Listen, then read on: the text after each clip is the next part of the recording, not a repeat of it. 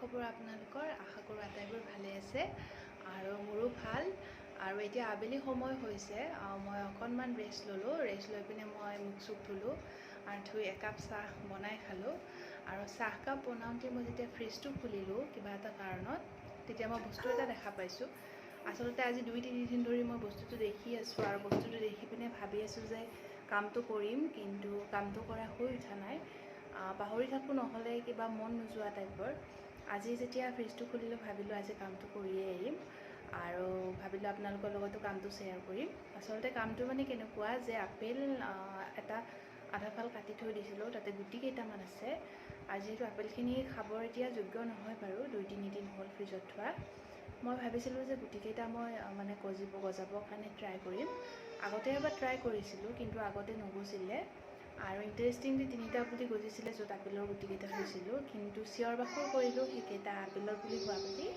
কিন্তু সেইকেইটা লাষ্টত বকুলৰ পুলি ওলালগৈ গতিকে ভাবিছোঁ এইবাৰ মই কামটো কৰোঁ আৰু যিখিনি মই কাম কৰিম সেইখিনি মই ইউটিউবত বেলেগ ভিডিঅ' চাৰ্চ কৰি পিনে পাইছোঁ সেইকাৰণে ভাবিছোঁ কামখিনি কৰোঁ যেতিয়া আপোনালোকৰ লগতো শ্বেয়াৰ কৰোঁ কিমানখিনি ছাকচেছ পাওঁ নাজানো হয় নহয় তথাপিও কামখিনি কৰি চাওঁ তেনেহ'লে ঠিক আছে ব'লক আজি ভিডিঅ'টো আৰম্ভ কৰিছোঁ আৰু ভিডিঅ'টো চাই যদি ভাল লাগে লাইক শ্বেয়াৰ কমেণ্ট কৰিব লগতে চেনেলটো প্লিজ ছাবস্ক্ৰাইব কৰি যাব তেনেহ'লে ব'লকচোন আমি কামখিনি কৰোঁগৈ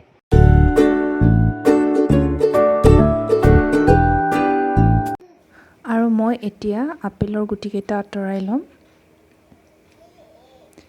ইয়াতে 6টা গুটি আছে এইখিনি সাৱধানেৰে মই এৰুৱাই ল'ম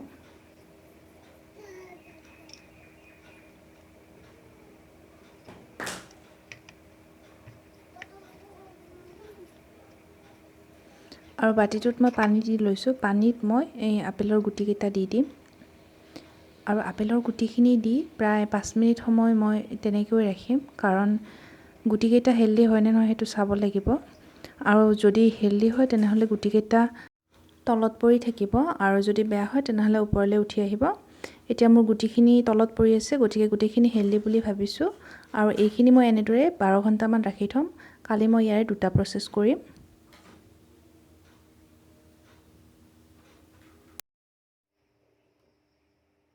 গুড মৰ্ণিং ফ্ৰেণ্ডছ এতিয়া ৰাতিপুৱা প্ৰায় 7:30 বাজি গৈছে মই গা পা ধুই ল'লোঁ আৰু গা পা ধুই মই পানী খালোঁ এতিয়া একাপ গ্ৰীণ টি লৈ গৈছোঁ আৰু আপোনালোক আটাইকে স্বাগতম জনাইছোঁ আপোনালোকৰ দিনটো শুভ হওক আৰু মই চাহকাপ খাই লওঁ তাৰপিছত কালিৰ যিটো আধৰুৱা কাম আছে সেই কামটোৰ সৈতে আপোনালোকক লগ পাই আছোঁ এতিয়া মই এটা টাবত অকণমান মাটি প্ৰিপেয়াৰ কৰি লৈছোঁ ইয়াতে মই বালি মাটি লৈছোঁ আৰু লগতে কক'পিটটো দি দিছোঁ আৰু ইয়াত এতিয়া মই অলপ পানী দি দিম মোৰ 6টা চিডৰ 3টা মই টাবত দিম আৰু 3টা বেলেগ এটা পদ্ধতিৰে ৰাখি থ'ম আচলতে আমাৰ মাটিবোৰ আপেলৰ কাৰণে বৰ এটা চুইট নকৰে তথাপিও মই জাষ্ট ট্ৰাই কৰিছোঁ মোৰ খুব মন আছে মানে আপেলৰ পুলি এটা গজাবলৈ সেইটো কাৰণে মই এনেকৈ এবাৰ ট্ৰাই কৰি চাইছোঁ আৰু এতিয়া মই আপেলৰ গুটি 3টা এইদৰে মাটিত অলপ পুতি দিম বেছি হেঁচি পুতিব নালাগে আৰু ওপৰত এনেদৰে মাটি অলপ দি দিম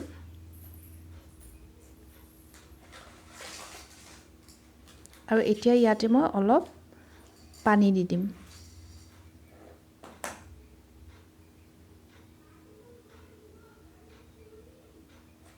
আনহাতে মই ছেকেণ্ড প্ৰচেছটোৰ কাৰণে বাকী গুটিকেইটা এনেদৰে গুৰিবোৰ অলপ এৰুৱাই ল'ম জাষ্ট অকণমান এৰুৱাই ল'লে হ'ল যাতে গজালি মেলিবলৈ সুবিধা হয়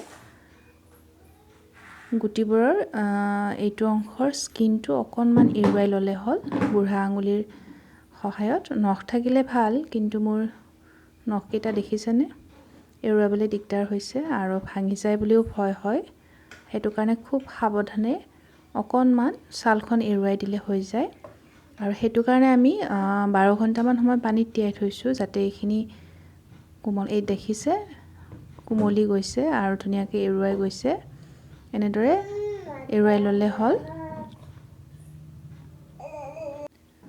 এতিয়া এইখিনি মই টিছু পেপাৰত ধুনীয়াকৈ ৰাখি থ'ম আৰু ইয়াৰ বাবে মই টিছু পেপাৰখন বহলকৈ মেলি লৈছোঁ আৰু ইয়াতে গুটি 3টা দি দিছোঁ আৰু ইয়াত এতিয়া মই অলপ পানী দিম মইশ্চাৰাইজ কৰিবৰ কাৰণে আৰু এনেদৰে মই টিস্যু পেপাৰখন ফোল্ড কৰি ল'ম। এতিয়া টিস্যু পেপাৰখন মই এইদৰে ফোল্ড কৰি যিটো মই পাত্ৰ লৈছোঁ সেই পাত্ৰটোত ৰাখি দিম। এনেকুৱা ধৰণে ফোল্ড কৰি ল'লে হ'ল। আৰু এই পাত্ৰটোত মই এতিয়া টিস্যু পেপাৰখন এনেদৰে ৰাখি দিম আৰু ইয়াতে মই ঢাকনি লগাই থ'ম। আপোনালোকে যিকোনো বা প্লাষ্টিকৰ যদি পেকেট আছে জিপ লগোৱা তেনেকুৱা পেকেটতো ৰাখিব পাৰে আৰু এনেদৰে বন্ধ কৰি ৰাখিলে হ'ল। গতিকে মই দুটা ধৰণে এয়া কৰিছোঁ। এটাত মই মাটিত চিটকেইটা ৰাখিছোঁ আৰু এটাত মই এনেদৰে বন্ধ কৰি ৰাখিছোঁ। প্ৰায় 10 দিনমান এনেদৰে ৰাখি চাব লাগিব আৰু মাজে মাজে এইখিনি মইশ্চাৰাইজ কৰি থাকিব লাগিব। চামচোন কেনেকুৱা ৰিজাল্ট হয় আপোনালোকক দেখুৱাম। আৰু এয়া মোৰ ব্ৰেকফাষ্ট। আজি মই ওটছৰ লগত গাখীৰ লৈছোঁ আৰু অকণমান চেনি দিছোঁ, লগতে কলো দিছোঁ। এনেকৈ খায়ো ভাল লাগে কেতিয়াবা।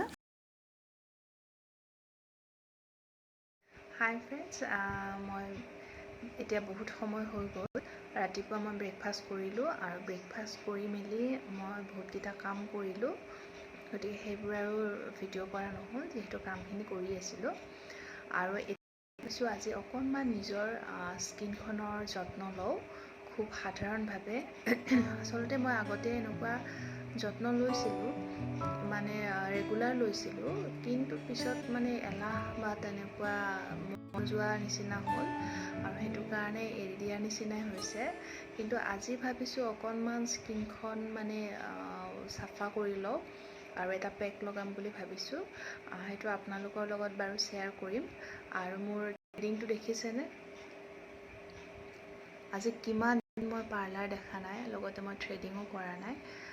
এনেকৈ কাম চলাই আছোঁ যিহেতু এতিয়া ক'ভিডৰ কাৰণে খুব সাৱধানতা আমি ল'ব লগা হৈছে। গতিকে আমি এনেকৈ কাম চলাই আছোঁ আৰু ক'তো ওলাই যাবও লগা হোৱা নাই। সেইটো কাৰণে ভাবিছোঁ অলপ পৰিস্থিতি ভাল হ'লে থ্ৰেডিংটো কৰাই ল'ম। ঠিক আছে তেনেহ'লে এতিয়া মই অকণমান মোৰ স্কিনখনৰ কেয়াৰ লওঁ আৰু আপোনালোককো দেখুৱাই। মই নাজানো, কিবা কাম কৰি থাকোঁতে এলাৰ্জিৰ নিচিনা উঠিলে মই পুনৰ এবাৰ গা ধুই দিলোঁ। আচলতে খজুৱালে খুব, হয়তো বতৰটোৰ কাৰণেও এনেকুৱা হ'ব পাৰে। আৰু মই আকৌ এবাৰ ভালকৈ গা ধুই দিলোঁ আৰু সেয়াই। আৰু এয়া মোৰ স্কিন কেয়াৰৰ সামগ্ৰীখিনি। মই অকণমান কেঁচা গাখীৰ লৈছোঁ, কটন লৈছোঁ, বেচন আৰু মৌ লৈছোঁ।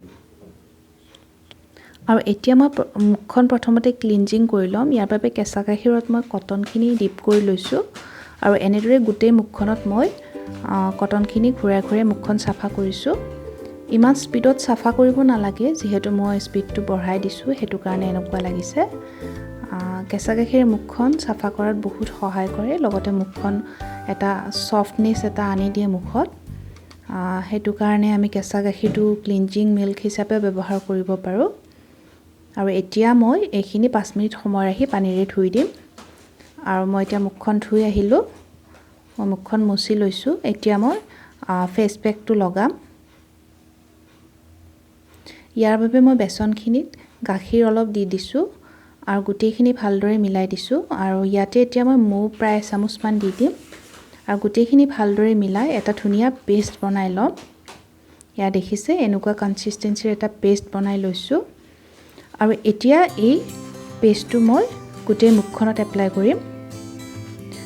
আচলতে ক্লিনজিং আৰু পেকবোৰ ডিঙিতো লগাব লাগে, কিন্তু মই আজি ডিঙিত লগোৱা নাই, অকল মুখতে লগাইছোঁ। এতিয়া গোটেই পেষ্টটো মই মুখত লগাই ল'ম। আৰু বেচনে আমাৰ মুখখন চাফা কৰাৰ লগতে গ্ল' আনি দিয়ে, লগতে মৌটো ভাল মইশ্চাৰাইজাৰ হয়, আমি সকলোৱে জানো। আৰু কেঁচা গাখীৰটোতো ভালেই ছফ্ট হয় স্কিনখন।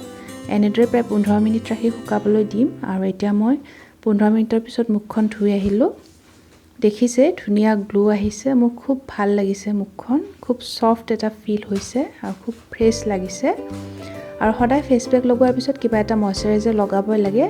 মই এল'ভেৰা জেলটো এইদৰে লগাই লৈছোঁ গোটেই মুখখনত। মই এনেদৰে এল'ভেৰা জেল লগাই খুব ভাল পাওঁ আৰু খুব এটা কুলিং এফেক্ট দিয়ে। এনেদৰে গোটেই মুখখনত আমি এই জেলটো লগাই লৈছোঁ। এয়া দেখিছে, খুব ভাল লাগিছে, খুব ছফ্ট লাগিছে আৰু মুখখন খুব চাফা লাগিছে।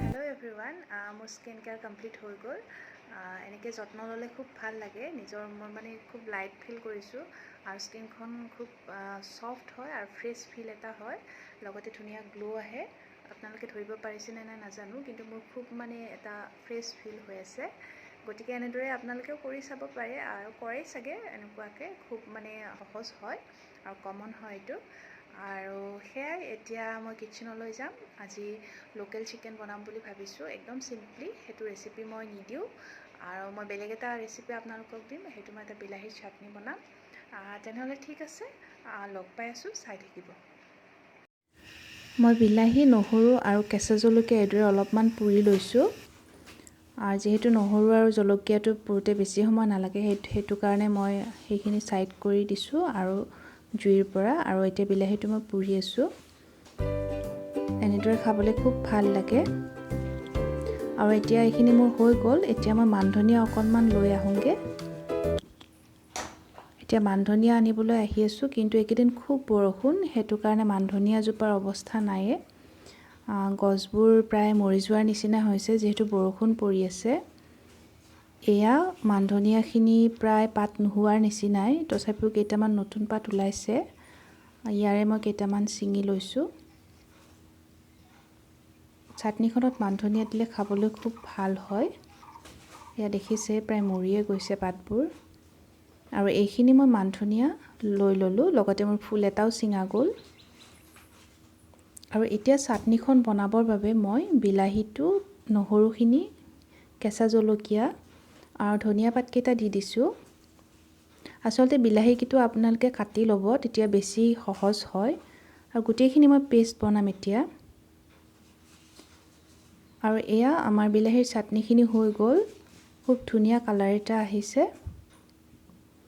এতিয়া এই চাটনিখনত মই অকণমান কেঁচা মিঠাতেল দি দিম আৰু গোটেইখিনি ভালদৰে লৰাই দিম আৰু ইয়াৰ গোন্ধটো খুব ধুনীয়া হয় যিহেতু পুৰি লোৱা গৈছে আৰু খাবলৈও যে বহুত টেষ্টি হয় আপোনালোকে এবাৰ ট্ৰাই কৰিব এই ৰেচিপিটো যদি আগতে খাই চোৱা নাই বহুত ভাল লাগে খাবলৈ আৰু এয়া মোৰ দুপৰীয়াৰ ভাত সাজ ইয়াতে লোকেল চিকেনৰ চিম্পল জোল লেচেৰা আলু ভাজি বিলাহীৰ চাটনি ভাত আৰু ঘৰৰ ভোট জলকীয়া আছে ঠিক আছে তেনেহ'লে এতিয়া মই ভাত খাই লওঁ আৰু আজিৰ ভিডিঅ'টো ইমানতে শেষ কৰিছোঁ পুনৰ নতুন এটা ভিডিঅ'লৈ আপোনালোকৰ ওচৰলৈ আহি আছোঁ তেতিয়ালৈকে চাই থাকিব আৰু মোৰ ভিডিঅ'টো চাই যদি ভাল লাগিল লাইক শ্বেয়াৰ কমেণ্ট কৰিব লগতে চেনেলটো ছাবস্ক্ৰাইব কৰি দিব তেতিয়া আহিছোঁ বাই বাই